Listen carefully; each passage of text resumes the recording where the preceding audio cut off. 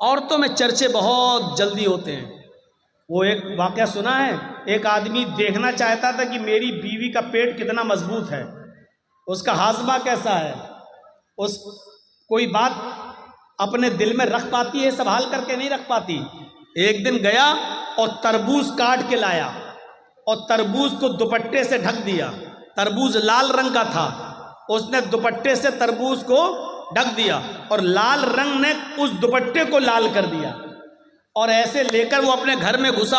اس کی بیوی نے کہا یہ کیا ہے؟ اس نے کہا چپ چپ چپ چل رک. وہ گیا اور الماری میں اس نے تربوز رکھ دیا، کٹا ہوا تربوز.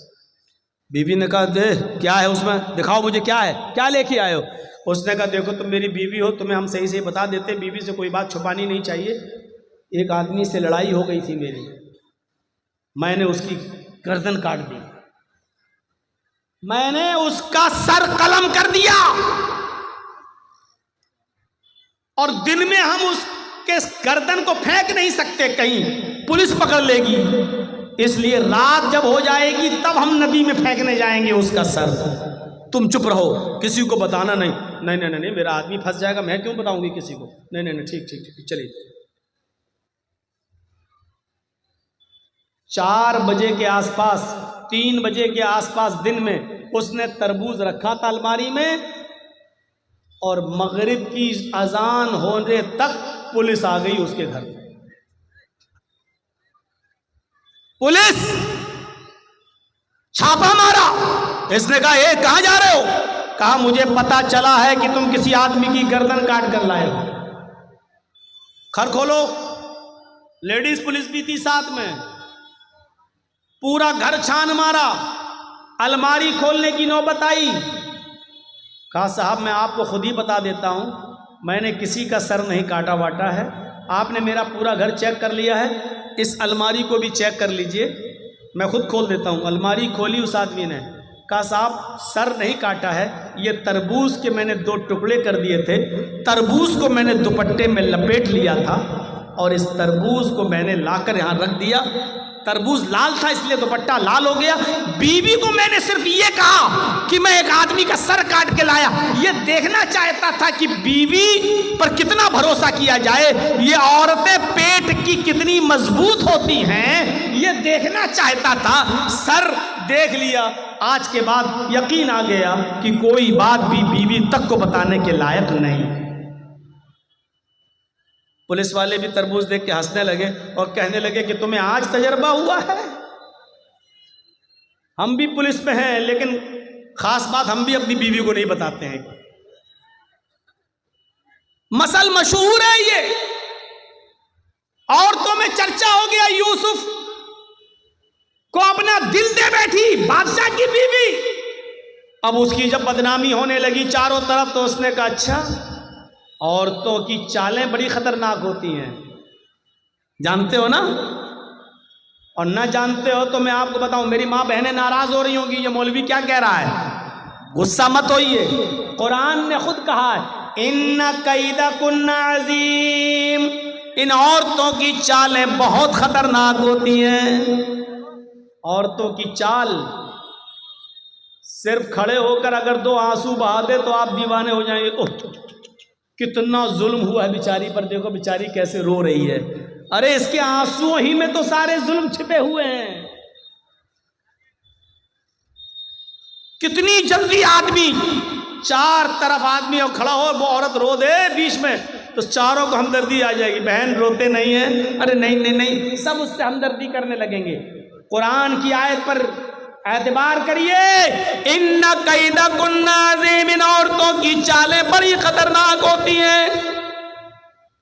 اب بادشاہ مصر کی بیوی نے چال چلی، ساری عورتوں کی دعوت دے دی، ساری عورتوں کو بٹھا دیا، ایک ایک پھل سب کو سامنے پھل رکھ دیے، ایک ایک چھری دے دی اور کہا جاؤ پھل کھاؤ.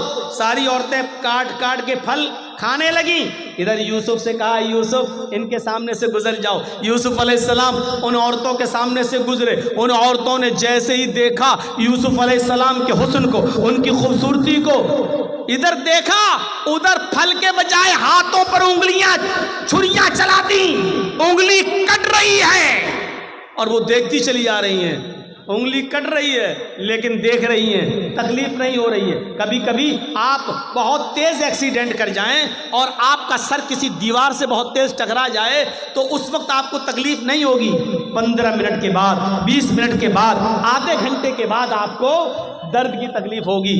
ایسے ہی یہ عورتیں یوسف کے حسن کو دیکھ کر شستر رہ گئیں، ہاتھوں کی انگلیاں کٹ کٹ کے زمین پر گر رہی ہیں، لیکن ان عورتوں کو تکلیف نہیں ہو رہی ہے۔ اور انگلی کٹی نہیں تھی ایسے چھری چل گئی ہو نا، تھوڑی سی کٹ گئی، نہیں، قطعن ایدیہن، عربی زبان میں قطع یقطع کے معنی کاٹنا اور قطع یقطع تختی کے معنی ہوتے ٹکڑے ٹکڑے کرنا۔ ان عورتوں نے اپنی انگلیاں کاٹی نہیں تھی بلکہ کٹ کٹ کے گرنے لگی، ٹکڑے ٹکڑے ہونے لگی۔ الفاظ کی زیادتی معنی کی زیادتی پر دلالت کرتی ہے۔ ان عورتوں کی انگلیاں کئی جگہ سے کٹی اور چیخ کر کہنے لگی ما ھذا بشرا، ما ھذا بشر، یہ کوئی انسان ہے ہی نہیں۔ آئے بادشاہ مصر کی بیوی، تو کس کو دکھا رہی ہے؟ یہ تو انسان لگتا ہی نہیں ہے۔ ان ھذا الا ملک کریم، یہ تو کوئی بزرگ فرشتہ نظر آتا ہے، یہ تو کوئی فرشتہ دکھائی دیتا ہے، فرشتہ دکھائی دیتا ہے۔ یعنی ابھی صرف بادشاہ مصر کی بیوی کا دل تھا، اب مصر کی ساری عورتوں کا دل آ گیا۔ اب ساری چاہنے لگی یوسف میرے ہو جائیں، یوسف ہماری طرف مائل ہو جائیں۔ اب بادشاہ کی بیوی نے کہا دیکھا تم تانے مارتی ہو نا، اب بتاؤ میرا کیا قصور ہے، بتاؤ میری کیا غلطی ہے؟ جو میں چاہتی ہوں یوسف سے وہی تو تم لوگ بھی چاہ رہی ہو، بتاؤ میرا کیا قصور ہے؟ اور وہی دھمکی دی بادشاہ کی بیوی نے۔ ذرا دھمکی سنیے۔ آئے عورتوں، آئے مصر کی، مصر والیوں، اگر اس لڑکے نے، اس جوان نے، اس یوسف نے اگر میرا ارادہ پورا نہیں کیا، میری بات نہیں مانی، اشارہ آپ سمجھ رہے ہوں گے، آئے مصر کی عورتوں، اگر یوسف نے میری بات نہ مانی، اگر میرا ارادہ پورا نہ کیا، میری بات نہ مانی اور میرے ساتھ وہ کام نہیں کیا جو میں چاہتی ہوں، اگر یہ میرے قریب نہ آیا تو اس کو سخت سے سخت سزا دلواؤں گی یا جیل کے اندر سڑوا دوں گی۔ جیل کے اندر سڑے گا، یہ جیل کے اندر اپنی پوری زندگی گزارے گا۔ جب یوسف علیہ السلام کو یہ دھمکی ملی کہ یہ کہہ رہی ہے اگر اس نے میری بات نہ مانی تو سخت سے سخت سزا دلواؤں گی یا جیل میں سڑا دوں گی، تو آسمان پہ نظریں ڈالی یوسف علیہ السلام نے اور اپنے رب کو پکار کر کیا فرمایا؟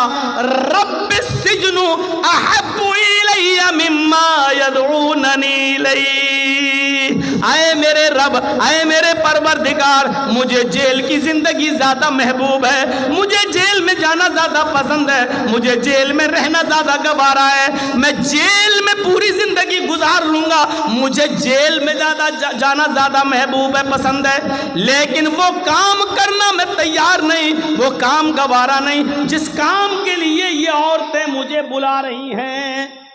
یعنی ایک نہیں بلا رہی تھی، کئی عورتیں بلا رہی تھی ساری، تو کیا کام؟ اے اللہ، جیل میں جانا پسند ہے لیکن وہ کام کرنا پسند نہیں جس کی طرف یہ مجھے بلا رہی ہیں۔ یدعوننی الیہ، جمع مؤنث غائب کا صیغہ، ایک عورت نہیں کئی عورتیں تھیں جو یہ کہہ رہی تھیں اے یوسف ہمارے پاس آ جاؤ، اور یوسف نے کہا اے اللہ مجھے جیل جانا پسند ہے لیکن وہ کام کرنا پسند نہیں ہے جس کام کے لیے یہ عورتیں مجھے بلا رہی ہیں، اب تیری مدد مجھے چاہیے۔ اور مدد کیا چاہیے؟ وَإِن لَا تَصْرِفْ عَنِّي كَيْدَهُنَّ، ان کی چالوں سے مجھے بچا لے، اگر تو نے مجھے ان کی چالوں سے نہ بچایا، اگر تو نے مجھے ان کی چالوں سے محفوظ نہ رکھا، اَسْبُ إِلَيْهِنَّ، تو میں بھی ان کی طرف مائل ہو جاؤں گا، میں ان کی چالوں میں پھنس جاؤں گا، میں ان کی چالوں میں گرفتار ہو جاؤں گا، وَأَكُن مِّنَ الْجَاهِلِينَ، اور جاہلوں نادانوں میں میرا شمار ہو جائے گا۔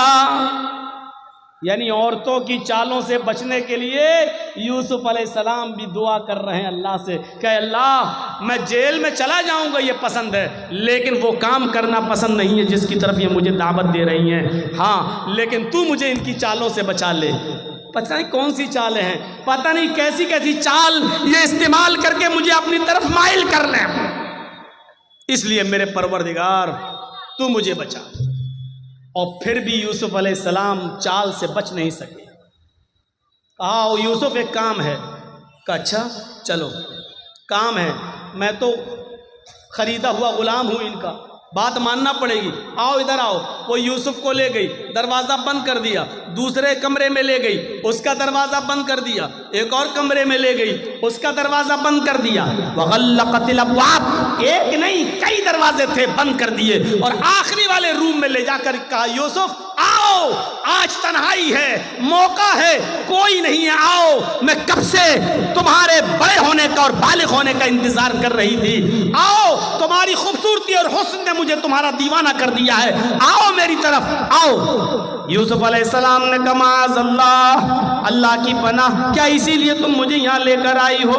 وہاں سے بھاگتے ہیں، عورت بھی پیچھے پیچھے بھاگتی ہے، پہلے دروازے سے بھاگنے میں کامیاب ہو گئے، دوسرے دروازے پہ پہنچے، عورت بھی پیچھے پیچھے بھاگ رہی ہے، دوسرے دروازے سے نکلنے میں کامیاب، تیسرے دروازے پر پہنچتے ہیں، دروازہ پکڑ کے کھول ہی رہے ہیں کہ پیچھے سے عورت آتی ہے اور ان کی قمیص پکڑ کے کھینچتی ہے، پیچھے سے قمیص پھٹ جاتی ہے، پیچھے سے کرتا پھٹ جاتا ہے، یوسف علیہ السلام کا پیچھے سے کرتا پھٹتا ہے، سامنے کا دروازہ کھلتا ہے، دروازہ کھلتا تو کیا دیکھتے ہیں اس عورت کا شوہر کھڑا ہے، بادشاہ سامنے کھڑا ہے۔ اس عورت نے فوراً الزام لگاتے ہوئے فرمایا اے میرے سرتاج، اے میرے شوہر، جو تمہاری بیوی پر غلط نظر ڈال کر اس کے ساتھ برے کام کے ارادے سے اندر داخل ہو جائے، بتاؤ اس کی سزا کیا ہونی چاہیے سوائے جیل کے؟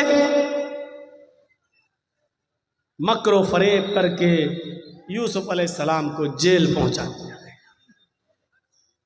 مفسرین کا اختلاف ہے، کسی نے لکھا 7 سال جیل میں رہے، کسی نے لکھا 10 سال جیل میں رہے، بہرحال ایک لمبی مدت جیل میں کاٹی، خواب کی تعبیر کا علم دیا گیا، ادھر مصر میں قحط پڑ گیا، بادشاہ بڑا پریشان، بتایا گیا خواب کی تعبیر کے بارے میں، یہ جیل میں ایک نوجوان ہے جو بتاتا ہے، بہرحال بادشاہ نے کہا اس کو وہاں سے آزاد کرو، جو خواب کی تعبیر بتاتا ہے وہی اس کا انتظام بھی کرے گا، اور ان کو جیل سے نکالا گیا اور ملک مصر کا بادشاہ بنا دیا گیا۔ جب ملک مصر کا بادشاہ بنائے گئے، یوسف علیہ السلام مصر کے بادشاہ بن گئے، تو یوسف علیہ السلام کے پاس ایک قمیص تھی، اب آپ غور کرو، چھوٹے سے تھے کنویں میں ڈالے گئے، پھر بیچے گئے، پھر بڑے ہوئے، مختلف مراحل سے گزرے، 10 سال 7 سال یا 10 سال جیل میں رہے، کتنے سال وہ اپنے ماں باپ سے دور رہے۔ اب جب مصر کے بادشاہ بنے تو اپنے باپ کے پاس ایک آدمی کو بھیجا، کرتا تھا اپنا قمیص یہ اتاری اور دیا کہ لو اس کرتے کو فلاں فلاں بستی میں لے جاؤ، اور یعقوب نام کا ایک بوڑھا آدمی تمہیں ملے گا، یہ قمیص اس بوڑھے آدمی کو دے دینا، وہ پہچان لے گا یہ قمیص کس کی ہے۔ یوسف علیہ السلام جو چیز بتانا چاہتا ہوں میرے ساتھیوں کو سنو، جو چیز میں بتانا چاہتا ہوں اب سنو، وہ قاصد، وہ دودھ، وہ ایلچی جب یوسف علیہ السلام کی قمیص لے کر ان کے باپ کے پاس پہنچا، کہنے لگا مصر کے بادشاہ نے یہ قمیص آپ کو دی ہے اور کہا ہے کہ یہ قمیص دیتے ہی وہ مجھے پہچان لیں گے یہ قمیص کس کی ہے۔ بادشاہ نے، وہ یعقوب علیہ السلام نے ایسے قمیص لی، دیکھا، آنکھیں کمزور تھیں، نگاہیں کام نہیں کر رہی تھیں، اس قمیص کو ایسے ناک پہ رکھ کے سونگا، کہنے لگے یہ تو یوسف کی قمیص ہے، آئے قاصد یہ تو یوسف کی قمیص ہے، میں جانتا ہوں، ابھی یہ نہیں بتایا کہ وہ میرا بیٹا ہے، اور ادھر یوسف نے نہیں بتایا کہ یعقوب میرے باپ ہے، یہ قمیص تو یوسف کی ہے۔ کہا جی انہوں نے لے کے بھیجا ہے مجھے۔ تو یعقوب علیہ السلام نے جو پہلا سوال کیا اس سوال پر غور کرو، اپنے بچوں کو پڑھاتے ہو نا، سنو، یوسف علیہ السلام نے جو پہلا سوال کیا وہ سوال کیا تھا؟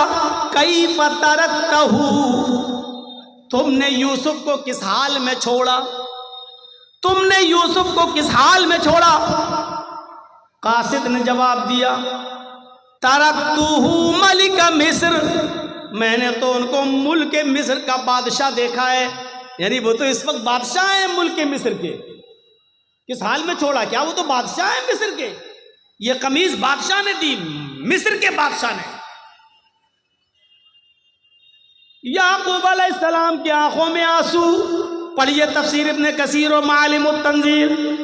یعقوب علیہ السلام نے روتے ہوئے کہا لا اسألکم عن ھذا، نہیں تم سمجھے نہیں، میں یہ نہیں جاننا چاہتا کہ وہ ایم ایل اے ہے، ایم پی ہے، راج سبھا کا سانسد ہے، چیف منسٹر ہے، پرائم منسٹر ہے، بادشاہ ہے، چیئرمین ہے، کیا میں یہ نہیں جاننا چاہتا؟ اگر آپ کو پتا چل جائے کہ آپ کا بیٹا چیف منسٹر ہو گیا کتنے خوش ہوں گے؟ آپ کو پتا چل جائے کہ آپ کا بیٹا M L A M P ہو گیا تو آپ کتنے خوش ہوں گے؟ یوسف علیہ السلام کے بارے میں جب ان کے باپ یعقوب کو پتا چلا کہ میرا بیٹا ملک مصر کا بادشاہ بن گیا تو خوش نہیں ہوئے، کیا کہتے ہیں لا اسألکم عن ھذا، میرا بیٹا کیا بن گیا میں یہ نہیں جاننا چاہتا۔ ارے وہ کیا بن گیا مجھے یہ نہیں معلوم، میں یہ جاننا چاہتا ہوں۔ اسألکم عن ای دین ترکتہ، میں یہ جاننا چاہتا ہوں کہ تم نے اس آدمی کو کس دین پر دیکھا ہے، کس دین پر چھوڑا ہے، یعنی اس کا دین کیا ہے، اس کا مذہب کیا ہے۔ یعقوب علیہ السلام کو اتنے دنوں کے بعد بھی فکر ہوئی تو یہ ہوئی کہ میرے بیٹے یوسف کا دین کیا ہے، اس کا مذہب کیا، اس کی تربیت اچھی ہوئی کہ نہیں ہوئی، وہ اچھے ماحول میں پلا کہ نہیں پلا، ناکارہ تو نہیں ہو گیا۔ یعقوب علیہ السلام نے پوچھا اسألکم عن ای دین ترکتہ، تم نے اس کو کس دین پہ چھوڑا؟ تو قاصد نے جواب دیا اچھا دین کے بارے میں جاننا چاہتے ہو کہ ہاں؟ کہا قال یشہد ان لا الہ الا اللہ، میں اس کا دین نہیں جانتا، بس اتنا جانتا ہوں کہ وہ لوگوں سے یہ کہتا ہے کہ اللہ کے علاوہ کوئی معبود نہیں، وہ لوگوں سے یہ کہتا ہے کہ ایک اللہ کی عبادت کرو، اللہ کے علاوہ تمہارا کوئی معبود نہیں، اسی کی عبادت کرو، اسی کو سجدہ کرو، اسی سے مانگو۔ یعقوب علیہ السلام کہتے ہیں الحمدللہ، میں اپنے بیٹے کی تربیت سے خوش ہوں کہ اس حال میں اور بادشاہ بننے کے بعد بھی، مختلف مراحل سے گزرنے کے بعد بھی وہ اپنے رب کو نہیں بھولا، وہ اپنے اللہ کو نہیں بھولا۔ تو قرآن کی تعلیم اللہ کی معرفت انسان کو بتاتی ہے، یہ ہونا چاہیے ایک باپ کی ذمہ داری۔ آپ کا بیٹا ایم ایل اے، آپ کا بیٹا ایم پی، آپ کا بیٹا چیئرمین، آپ کا بیٹا پرمکھ، آپ کا بیٹا سباسد، آپ کا بیٹا سب کچھ، لیکن یہ بتاؤ کہ آپ کے بیٹے کی تعلیم کیا ہے، آپ کے بیٹے کا مذہب کیا ہے، آپ کے بیٹے کی دعوت کیا ہے، اس کا دین کیا ہے؟ کیا وہ یشہد ان لا الہ الا اللہ پڑھتا یا نہیں پڑھتا، ایک اللہ کی عبادت کرتا یا نہیں کرتا، یہ چیز ضروری ہے۔ اور جب آدمی یہ جان لے کہ ایک اللہ ہے، اسی کی عبادت کی جائے گی، تو پھر وہ اللہ کے علاوہ کسی کو رازق نہیں سمجھتا، اللہ کے علاوہ کسی کو سجدہ نہیں کرتا، پھر اللہ کے علاوہ وہ کسی سے ڈرتا نہیں، کیونکہ اس نے اللہ کو اپنا معبود مان لیا ہے۔ آج کے اس دور میں جگہ جگہ پر برائیوں کا جال بچھا ہوا ہو، جگہ جگہ پر برائیوں نے اپنے پیر پھیلا لیے ہوں، ذرا بتائیے، آپ نکل کے دیکھ لیجئے ابھی اسی جلسے میں، اور تھوڑا سا باہر نکل کر جا کے نمائش دیکھ لیجئے، میلہ دیکھ لیجئے، جھولے دیکھ لیجئے، اسی میں ایک طرف دین کے نام پر جلسہ اور دوسری طرف میلہ اور ٹھیلا، اور دیکھیے کہ اس بازار میں آپ کو مردوں سے زیادہ عورتیں سامان خریدتے ہوئے نظر آ جائیں گی، اپنے بچوں کو جھولا جھلاتے ہوئے نظر آ جائیں گی، اور مردوں کا عورتوں کا اختلاط ایسی جگہ پر ہوتا ہے۔ جو اسلام ہمیں یہ کہتا ہے کہ عورت جس کی آواز بھی اتنے پردے میں ہونا چاہیے کہ اگر امام مسجد میں رکوع کرنا یا سجدہ کرنا بھول جائے یا ایک رکوع کے بجائے 2 رکوع کر لے اور کسی مرد کو پتہ نہ ہو، پیچھے کوئی ٹوکنے والا نہ ہو، سبحان اللہ اور الحمدللہ کہنے والا نہ ہو، اور عورت کو معلوم ہو، عورتوں کی صفیں لگی ہوں پیچھے پردے کے پیچھے، ان کو معلوم ہو کہ امام بھول گیا، تو ان کو اتنی دور سے سبحان اللہ اور الحمدللہ کہنے کی ضرورت نہیں، اللہ اکبر کہنے کی ضرورت نہیں ہے، کیونکہ اگر وہ بولیں گی تو ان کی آواز مرد سنیں گے، ان کی آواز بھی کہیں فتنہ نہ بن جائے اور نماز پڑھنے والے مردوں کے ذہن میں گھس نہ جائے کہ بڑی سریلی باریک آواز، بڑی جادو والی آواز ہے، اور کہیں پھر ایسی سریلی آواز والی کا پیچھا نہ کرنے لگے، اس لیے عورتوں کو حکم دیا کہ وہ تصفیق کریں گی، یعنی سبحان اللہ اللہ اکبر نہیں کہیں گی، بلکہ وہ تالی بجائیں گی، ایسے ہیں یا ایسے، اور اس آواز کو جب امام سنے گا تو سمجھ جائے گا کہ میں بھول گیا۔ غور کر رہے ہیں؟ سبحان اللہ کتنا اچھا جملہ ہے، اللہ اکبر کتنا پیارا جملہ ہے، زمین و آسمان نیکیوں سے بھر جاتے ہیں، لیکن عورتوں کو یہ جملہ بھی زور سے بولنے کی اجازت نہیں ہے، مسجد کے اندر بھی۔ جب مسجد کے اندر بھی بولنے کی اجازت نہیں ہے تو باہر جلیبی والوں سے جلیبی خریدنے کے لیے 1 کلو دے دو، آدھا کلو دے دو، یہ تمہیں پرمیشن کہاں سے مل گئی؟ دکاندار پہ جاؤ، دکان پہ شاپنگ خریدنے کے لیے اور بحث کرو، صاحب تم تو اتنے کا دے رہے ہو، بغل والا تو اتنے کا دے رہا ہے، بحث کرو یہ کہاں سے تمہیں پرمیشن مل گئی؟ آج کے سریانیت کے دور میں قدم قدم پر میرے بھائیوں کو دور یاد کرو کہ ابو بکر صدیق نے صرف 1 کھجور کھا لیا تھا بس، اور جب اس کے غلام نے کہا کہ یہ کھجور تو میں کہانت گڑھ کے لایا ہوں، کسی کو میں نے کہہ دیا تھا کہ تمہاری بیوی کو بیٹا ہوگا، آج اس کو بیٹا ہوا ہے تو وہ خوشی میں ہم کو دے گیا۔ کہا اچھا یہ تو اللہ کو معلوم ہے بیٹا ہے کہ بیٹی ہے، تم نے کیسے بتا دیا؟ کہا وہ تو میں نے دھول میں لاٹھی ماری اور اس کے گھر میں بچہ پیدا ہو گیا۔ ابو بکر صدیق پانی پیتے گئے اور حلق میں انگلی ڈالتے گئے اور قے کرتے گئے، پھر انگلی ڈالی، پھر قے کیا، اور جب تک پورا کھجور جو کھا لیا تھا نکال نہیں دیا تب تک سکون نہیں ملا، اور بعد میں کہا حرام کا 1 لقمہ اگر کوئی کھاتا ہے، 1 لقمہ، تو اللہ تعالیٰ اس کے دل کو سیاہ کر دیتا ہے، سیاہ کالا کر دیتا ہے، اور جب تک وہ توبہ نہ کر لے اللہ اس نقطے کو مٹاتا نہیں ہے، توبہ کر لیتا ہے تو نقطہ مٹا دیتا ہے، اور توبہ نہیں کرتا تو وہ نقطہ بڑھتے بڑھتے پورے دل کو کالا کر دیتا ہے۔ آج قدم قدم پر آپ دیکھ لیجئے، ہم کو ایک واشنگ مشین خریدنا ہے، واشنگ مشین والا کہہ رہا ہے صاحب واشنگ مشین 15,000 کی ہے، آپ ایسا کرتے ہو کہ نہیں کرتے ہو؟ صاحب 15,000 روپے تو نہیں ہیں، 5,000 روپے لے لو اور بقیہ قسطیں باندھ لو، اور قسطیں باندھ دی گئی، قسطیں باندھ دی گئی۔ اب وہ بھلے ہی 15,000 کی جگہ اب 16,000 دے رہے ہیں، کیونکہ وہ آپ نے ایک لون لے لیا ہے، اب آپ کو ہر مہینے 500 روپیہ 1,000 روپیہ آپ کو دینا پڑ رہا ہے۔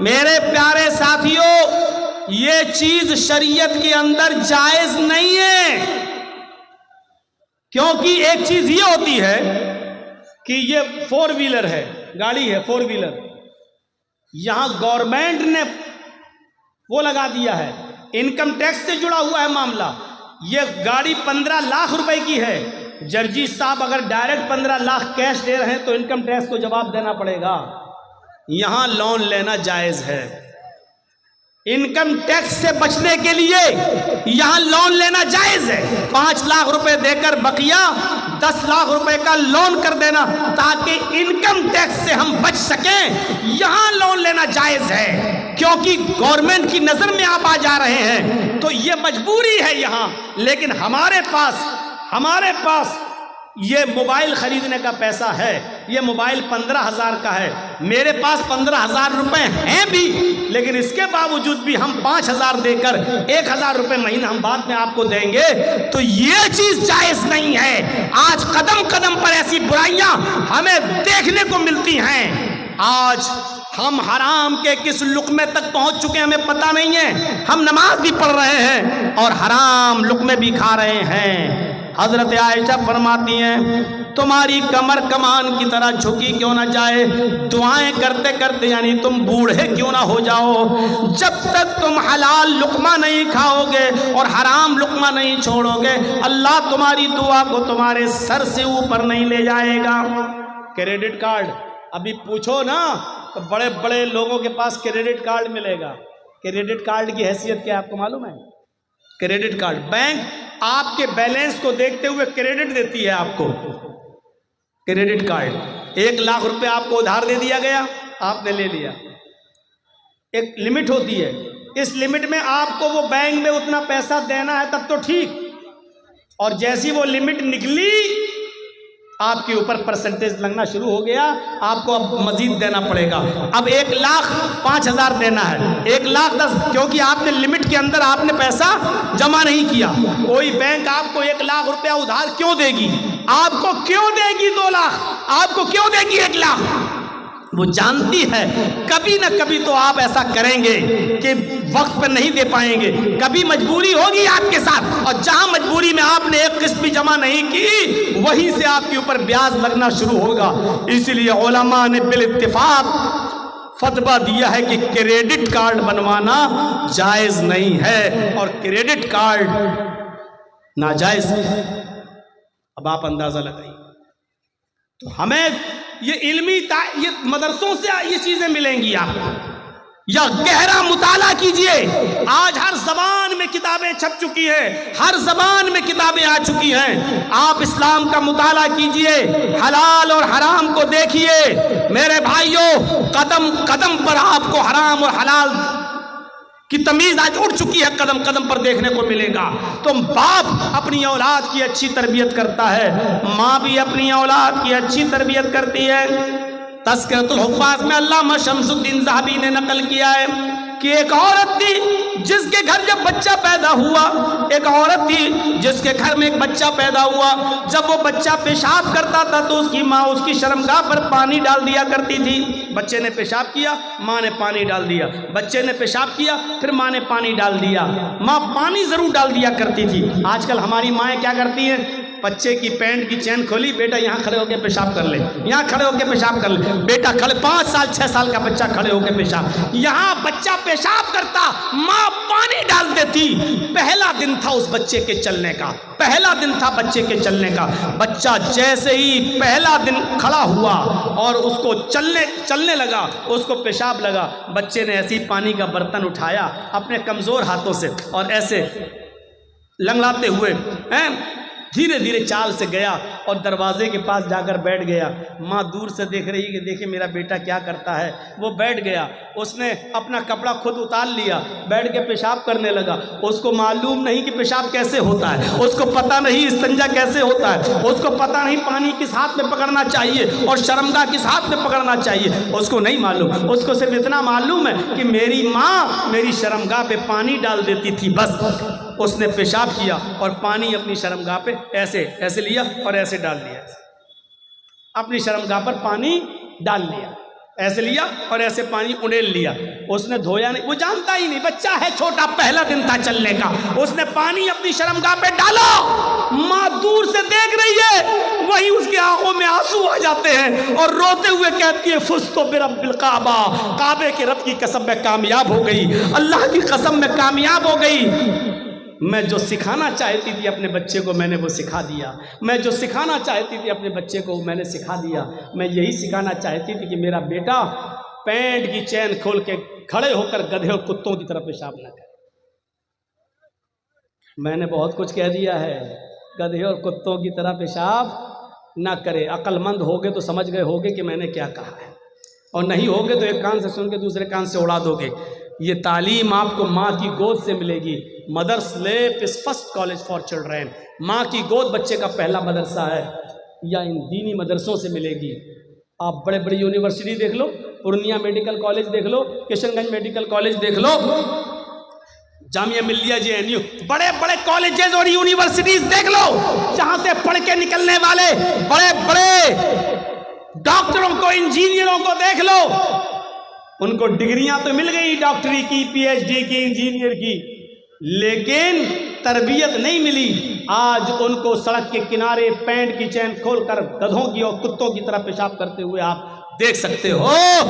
تربیت ماں کی گود سے یا مدرسوں سے ملتی ہے، اس لیے بچے کو پڑھانے اور لکھانے کے ساتھ ساتھ اچھی تربیت بھی ضروری ہے۔ اچھی تربیت دو گے تو بچہ نیک بنے گا اور آپ کی خدمت کرے گا۔ ارے کم سے کم بچوں کو اتنا تو پڑھا دو کہ آپ کی قبر پر جا کر وہ یہ کہہ سکے اللہم اغفر لأبی وارحمہ وعافہ واعف عنہ۔ اللہ یہ میرے باپ کی قبر ہے، اے اللہ ان کی مغفرت فرما دے، اللہ ان پر رحم فرما، اے اللہ ان کی بہترین مہمان نوازی کر۔